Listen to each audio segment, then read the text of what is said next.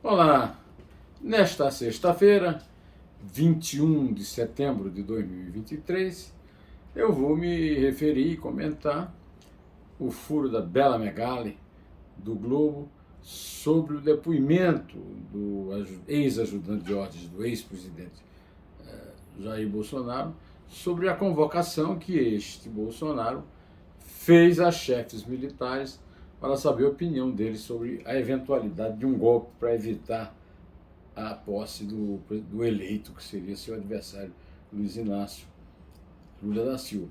Vou também comentar o desconforto causado no setor de energia com a ampliação da área de influência da hidrelétrica de Itaipu do lado brasileiro, que vai custar R$ 1 bilhão para serem aplicados em 55 dos 434 municípios do Paraná. Né? Esse gasto de quase R$ 1 bilhão vai privilegiar, logicamente, o PT. O blogueiro Wellington Macedo de Souza usou seu direito de ficar calado no depoimento, como era de se esperar, que ele prestou à Polícia Federal sobre a sua tentativa de explodir um caminhão no dia marcado para o golpe, 8 de janeiro de 2023. Eu venho aqui, mais uma vez, cumprimentá-lo com muita alegria e com muita boa vontade e muita gratidão pela sua audiência. Você sabe que eu tenho um lado, eu não sou imparcial, eu tenho um lado, o seu lado, contra o Estado, a casta política que dia a dia vem nos escorchando cada vez mais, e a favor da nação, da pátria, e não do Estado, contra o Estado. Bom, Bela Megali, como sempre, dá informações exclusivas, e no Globo desta quinta-feira, 21, ela publicou que Jair Bolsonaro se reuniu no ano passado com a cúpula das Forças Armadas e ministros da área militar do governo, o seu ex-governo, para discutir detalhes de uma minuta que abriria a possibilidade para uma intervenção militar. É a primeira vez que o Bolsonaro é citado na confissão, na delação premiada do tenente-coronel Mauro Cid, e é uma notícia que pode pegar o Bolsonaro, como se diz, com as calças na mão. Pois que se tivesse sido colocado em prática, o plano do golpe militar impediria a escolha feita pela sociedade brasileira em eleições livres e isentas de fraude, segundo a Justiça Eleitoral, e não há nenhuma prova em contrário. Essa informação chegou à atual chefia das Forças Armadas como um dos fatos narrados em delação premiada pelo coronel Mauro Cid. E a senadora Elisiane Gama, do PSD do Maranhão, relatora da CPI do golpe malogrado de 8 de janeiro, vai então pedir a quebra do sigilo telemático do almirante Almir Garnier, ex-comandante da Marinha, citado na mesma delação de Mauro Cid. Ela quer que preste depoimento na comissão, da mesma forma que ele fez na Polícia Federal, na CPMI, né? E o UOL revelou que o Mauro Cid disse à PF que o ex-comandante da Marinha foi consultado por Jair Bolsonaro se aceitaria participar de um golpe e sinalizou que sim. Dentro dos fatos, até hoje, a presença do almirante passou a ser fundamental, segundo Elisiane Gama, a relatora da CPMI. Eu acho que esse assunto já está, de certa forma, esgotando a nossa paciência, mas a verdade é que tudo isso precisa ser devidamente posto a limpo, né? Para que se possa começar a discutir os erros do atual governo, porque não adianta ficar só apontando os erros do governo anterior.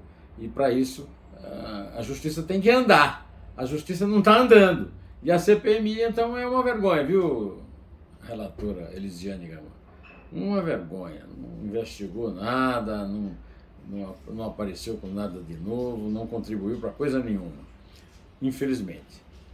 Olha, eu vi uma notícia também no UOL que causou desconforto no setor de energia e ampliação da área de influência da hidrelétrica de Itaipu do lado brasileiro. A região com direito a receber projetos socioambientais de infraestrutura passou de 55 para 434 municípios, levando o gasto para quase R$ 1 bilhão. São 193 milhões e 900 mil dólares. Os especialistas questionam o uso político e geopolítico de Itaipu com o dinheiro da conta de luz, ou seja, o contribuinte financiando não o Brasil, mas o Partido dos Trabalhadores. Essa é uma informação que foi colhida nas fontes, né, que estão na moda aí, né? Alexa Salomão e Kátia Seabra, do UOL. Esses especialistas citados são de muito alta credibilidade e o PT precisa se explicar. O blogueiro Wellington Macedo de Souza, de 47 anos, usou seu direito de ficar calado e não respondeu a nenhuma pergunta durante o depoimento na CPMI de 8 de janeiro. Ele está preso, teria participado da colocação de uma bomba num caminhão estacionado perto do aeroporto de Brasília na véspera do Natal. Aí não é nem um caso de 8 de janeiro, é antes, né? Ainda durante o governo Bolsonaro. O ministro Luiz Eduardo Barroso autorizou a calar durante o depoimento. É um direito que todo cidadão tem e o ministro autorizou que ele fizesse isso. Para salvar o relatório final dessa CPMI, não dessa, de outra CPMI, do Movimento dos Trabalhadores Sem Terra, de derrota, o relator Ricardo Salles retirou do texto o pedido de indiciamento do colega de comissão Valmir Assunção, do PT da Bahia. O documento será votado na terça-feira da semana que vem, 26. Mas a oposição acredita que a manobra não vai ser suficiente para conseguir a aprovação do relatório, né? Eu tenho uma notícia muito ruim para nós que trabalhamos com a literatura. A Saraiva, uma grande secular rede de livrarias do Brasil, demitiu nesta quarta-feira, 20 de setembro, todos os funcionários de suas lojas físicas e passará a operar apenas como site de e-commerce, disseram fontes à coluna do Globo. O corte parece ser o desfecho melancólico de uma marca centenária que já foi a maior rede de livrarias do Brasil, mas sucumbiu à crise de um modelo que apostava em mega stores e na venda de eletrônicos. Todo mundo que apostou em grandes lojas terminou perdendo tudo. Não tem a grande loja, nem a loja ficou pequena, foi um investimento que deu errado numa hora em que o mercado não aceitava isso. Na verdade, o mercado de livros não depende mais dessas livrarias, dessas mega stores. O mercado de livros continua, por exemplo, a Bienal do Rio, a Bienal do Livro no Rio, foi um grande sucesso de vendas. Ainda bem, né? Ainda bem que foi depender de mega store, os autores, aliás, cada dia mais sendo combatidos os direitos autorais para os autores, né? Eu inclusive. Olha, eu li também no UOL que a decadência do Flamengo nos últimos jogos, inclusive no primeiro jogo da final, no Maracanã contra o São Paulo, tem origem na agressão do preparador físico Pablo Hernández contra Pedro, o centroavante do Flamengo, o goleador Pedro Guilherme. E também depois teve o soco do Gerson, meio armador, em Varela, lateral direito.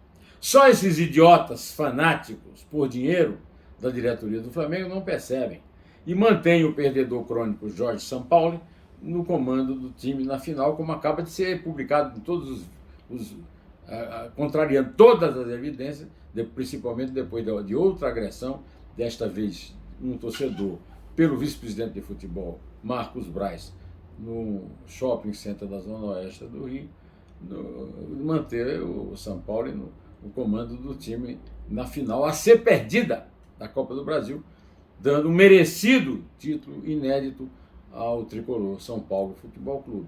Estou só esperando para ver, porque realmente somente essa turma que só pensa em dinheiro, não pensa em bola, não pensa em gramado, não pensa em estádio, não pensa na torcida, cobra absurdo, por isso que a renda, aliás falsa, foi vaiada, o recorde de renda falso foi vaiado.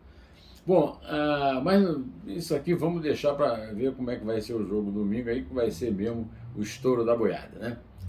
O meu amigo Antônio Lins filho de Wilson Lins, grande romancista baiano, ele mesmo também poeta de primeira lavra, está sendo muito falado para a Secretaria de Cultura no estado da Bahia. E ele tem um programa que lá na Bahia se conhece como Arretado. Muito bom, excelente. Usar a cultura contra a violência nas comunidades de Salvador. Eu só não sei porque o governador Jerônimo ainda não substituiu o Gaúcho, que é o atual secretário de Cultura, que ninguém sabe quem é na Bahia, nem ele sabe o que é a Bahia, por um baiano com história na literatura, no jornalismo, como é o Antônio Lins. E antes de encerrar esse vídeo, eu quero convidá-lo para assistir a excelente, fortíssima entrevista de outro baiano, Joaci Góes, amigo do Antônio Lins. Joaci Góes, que é presidente do Instituto Geográfico e Histórico da Bahia, falou pedradas,